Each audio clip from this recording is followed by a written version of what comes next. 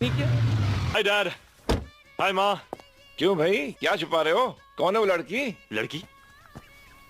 कौन लड़की? एक्टिंग मत करो, सोनिया तुमसे मिलने आई थी। सोनिया? हाँ यू मीन नीता's cousin सोनिया? हाँ वो जो इंडिया से आई है? हाँ वो यहाँ आई थी? हाँ हाँ हाँ। बट माँ she came here, वो जो लगता है आग दोनों तरफ बराबर की लगी हुई है। Dad, relax, Dad. There's no आग वाग here, right? पता नहीं, उसकी बातों से कुछ ऐसे ही लग रहा था। What do you think? बिल्कुल। क्या लग रहा था उसकी बातों से? क्यों बच्चों, पकड़े गए ना? डैड, आपको क्या लगता है कि जो मैं फील कर रहा हूं, क्या वो भी एग्जैक्टली वही फील कर रही होगी? हाँ, इसी को तो प्यार कहते हैं। इसे प्यार कहते हैं? हाँ। I don't believe it.